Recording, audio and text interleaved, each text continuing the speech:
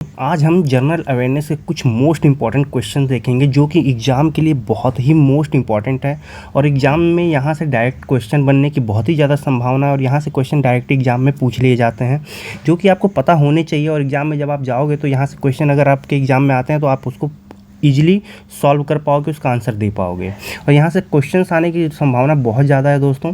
तो वीडियो को देरी ना करते हुए शुरू करते हैं। और एक चीज़ और कहूँगा दोस्तों कि वीडियो को पूरा देखिएगा जिससे कि आपके एक भी क्वेश्चन ना छूटे। अगर आप कोई क्वेश्चन छोड़ देते हो तो क्या पता वो क्वेश्चन आपके एग्ज़ाम में वही आ जाए और जिसको आप छोड़ के चले जाते हो। तो एक भी क्वेश्चन ऐसा ना छोड़े। एग्ज़ाम में अगर जाना है तो पहले पूरी तैयारी कीजिए जिससे कि आपका एग्ज़ाम बेहतर हो। और यहाँ पर एक भी क्वेश्चन छोड़िएगा नहीं और एक भी क्वेश्चन को स्किप मत कीजिएगा और अच्छे से इस वीडियो को ध्यान से देखिएगा। तो चलिए शुरू करते हैं। शुरू करने से पहले एक चीज़ और कहूँगा कि वीडियो को लाइक कर दिया कीजिए और चैनल को सब्सक्राइब कर लीजिए जिससे कि मुझे ही मोटिवेशन मिलता है और मैं आपके लिए वीडियो लेके आता रहता हूँ। तो चलिए शुरू करते हैं दोस्तों। आज का हमारा पहला प्रश्न है, पुस्तक द इम्पॉर्टेंस ऑफ मेलुआ किसके द्वारा लिखी गई थी? तो ये पुस्तक किसके द्वारा लिखी गई थी दोस्तों? तो इसका आंसर क्या होगा आप बता सकते हैं? तो इसका आंसर है दोस्तों अमीश त्रिपाठी द्वारा ये पुस्तक लिखी गई थी। अमीश त्रिपाठी द्वारा ये पुस्तक लिखी गई थी। इन्होंने इसको 2010 में लिखा था और इन्होंने the secret of Nagas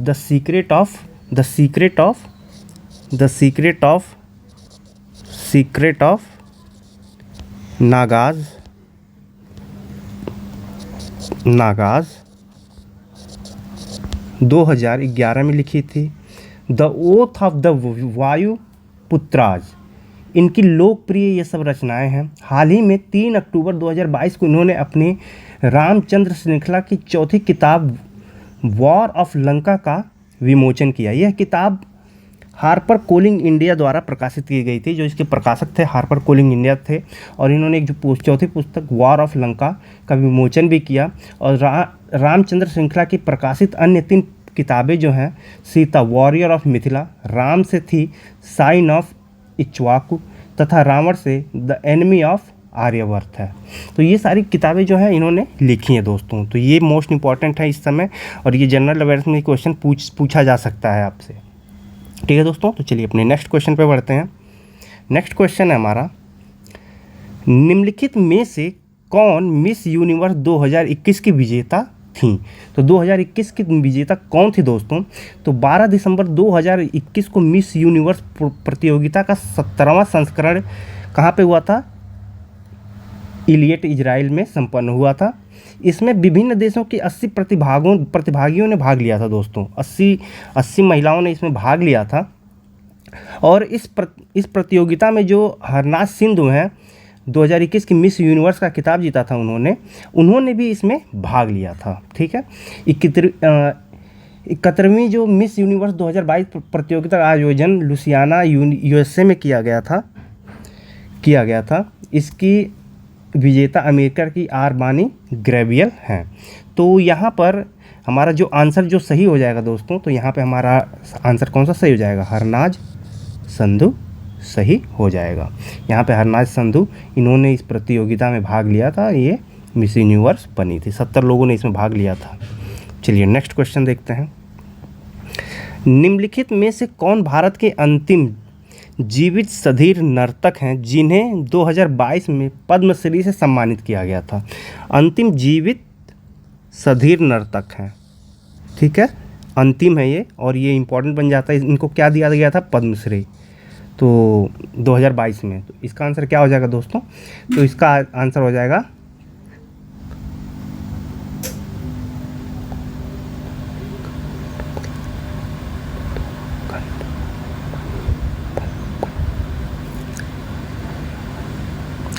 are मुथुकन मम्माल।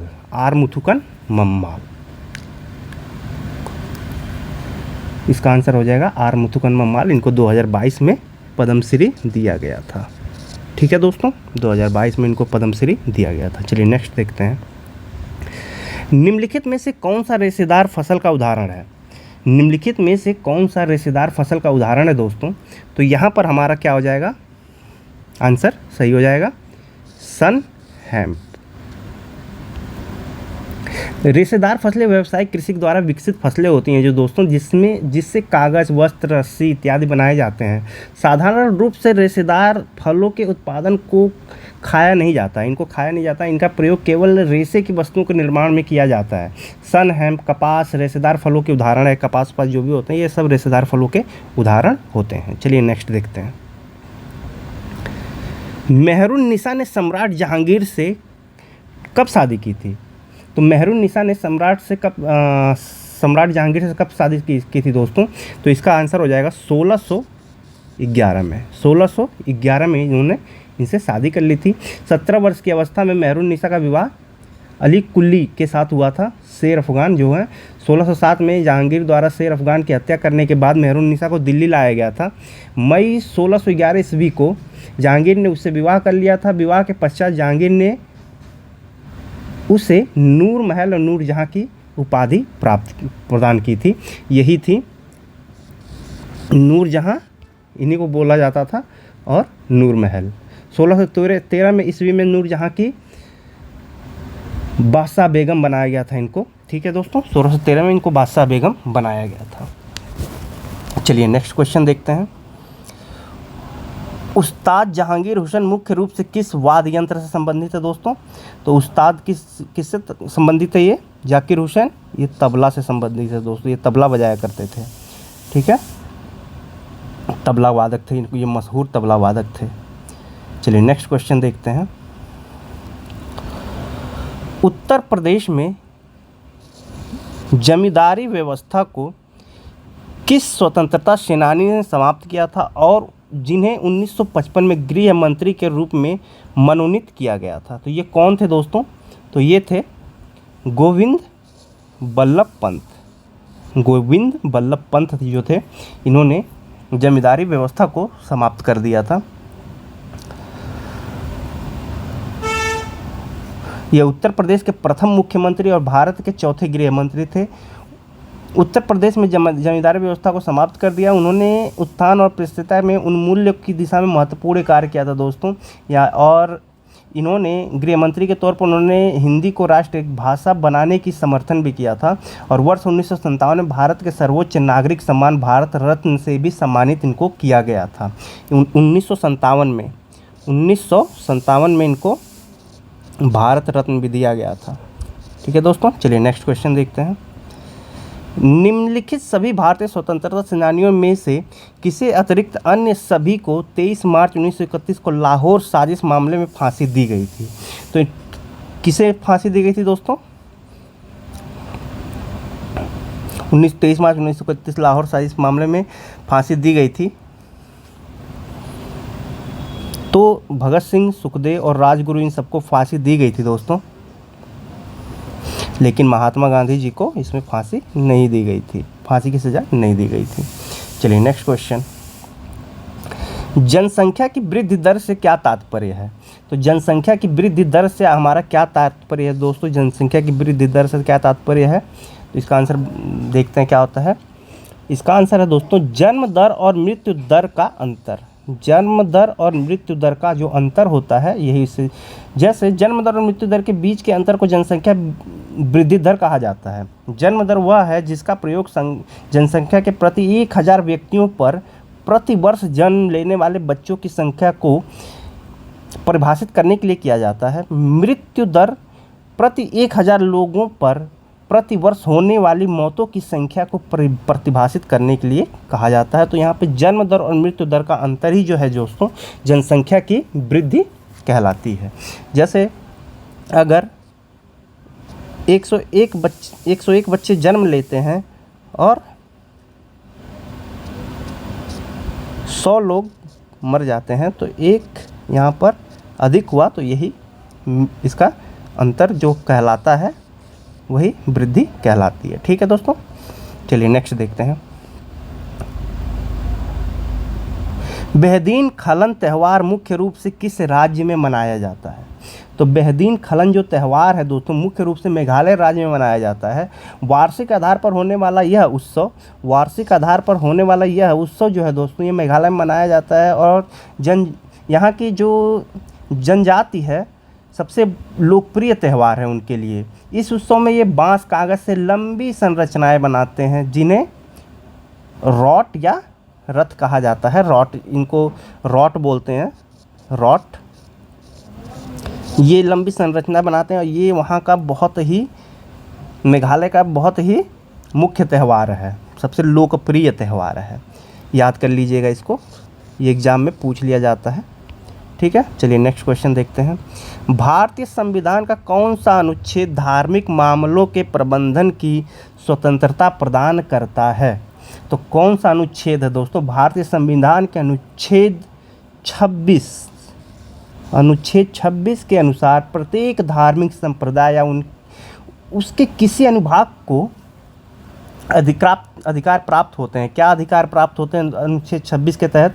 धार्मिक और मूर्त प्रयोजनों के लिए संस्थानों की स्थापना और रखरखाव, अपने धर्म विषयक कार्यों को प्रबंध करने का अधिकार होता है, और यह सार्वजनिक व्यवस्था, नैतिक और स्वास्थ्य संबंधित अधिकार भी देता है दोस्तों। ठीक है, चलिए हम नेक्स्ट क्वेश्चन देखते हैं। निम्नलिखित में से कौन सी team Syed Mushtaq Ali cricket trophy 2021-22 की विजेता है? तो कौन सी टीम है दोस्तों? तो यहाँ पर हमारा आंसर कौन सा सही हो जाएगा? तमिलनाडु। कौन सी टीम थी? Mushtaq Ali cricket trophy. चलिए नेक्स्ट क्वेश्चन देखते हैं। भारत में सेंट्रल बैंक डैश में बनाया था, तो कब बनाया था दोस्तों? तो भारतीय रिजर्व बैंक की स्थापना भारतीय रिजर्व बैंक अधिनियम 1934 के प्रावधानों के अनुसार 1 अप्रैल 1935 को हुई थी। 1 अप्रैल 1935 को हुई थी। शुरुआत में रिजर्व बैंक का केंद्रीय कार्यालय कोलकाता में स्थापित किया गया था, जिसे वर्ष 1937 में अस्थायी रूप से मुंबई में बदल दिया गया था। पहले ये कोलकाता में इसका मुख्य कार्यालय था, फिर बाद में इसको मुंबई कर दिया गया था। यद्यपि प्रारंभ में यह निजी स्वामित्व वाला था, वर्ष 1949 में आरबीआई के राष्ट्रीयकरण के बाद इस पर भारत सरकार का पूर्ण स्वामित्व हो गया। मतलब कि ये पूरी तरीके से भारत सरकार के अधीन आ गया था। तो इसका आंसर क्या हो जाएगा दोस्तों? इसका आंसर हो जाएगा 1935। सेंट्रल बैंक किसी को कहा जाता है? भारतीय रिजर्व बैंक ऑफ इंडिया को ही सेंट्रल बैंक कहा जाता है। चलिए नेक्स्ट देखते हैं। 1950 में मथुरा के पास वृंदावन के गोविंद देव मंदिर का निर्माण डैश बलुआ पत्थर से किया गया था। तो कौन से बलुआ पत्थर से किया गया था दोस्तों? तो गोविंद देव जी का मंदिर वृंदावन में स्थित वैष्णव संप्रदाय मंदिर है। ये गोविंद मंदिर जो है दोस्तों, ये वैष्णव संप्रदाय का मंदिर है दोस्तों। इसका निर्माण 1590 में हुआ था। इस मंदिर के शिलालेख में यह जानकारी पूरी तरह सुनिश्चित हो जाती है कि इस भव्य देवालय को आमेर के राजा भगवान दास के पुत्र राजा मान सिंह ने बनवाया था। आमेर के राजा जो भगवान दास थे, उनके पुत्र राजा मान सिंह ने बनवाया था। इस मंदिर के निर्माण में लाल बलुआ पत्थर का इस्तेमाल किया गया था। इसमें कौन सा पत्थर का इस्तेमाल किया गया था? लाल बलुआ पत्थर का इस्तेमाल किया गया था, तथा निर्माण में 5 से 10 वर्ष का समय लगा था। निर्माण में 5 से 10 वर्ष का समय लगा था। चलिए नेक्स्ट देखते हैं अपना। समीर भारत की लोकसभा का चुनाव लड़ना चाहता है, वह किस उम्र में ऐसा कर सकता है? मतलब यहाँ पूछ लिया कि अगर कोई किसी को लोकसभा का चुनाव लड़ना है तो वह किस उम्र में वहाँ का चुनाव लड़ सकता है? तो इसकी आयु जो होती है दोस्तों 25 वर्ष होती है। लोकसभा चुनाव लड़ने की कम से कम आयु 25 वर्ष होती है। ये अनुच्छेद 326 में दिया गया है। 326 में दिया गया है। 326 में दिया गया है। चलिए नेक्स्ट देखते हैं। भारत की जलवायु को निम्नलिखित में से किस प्रकार वर्णित किया गया है? भारत की जलवायु को निम्नलिखित में से किस प्रकार वर्णित किया गया है दोस्तों?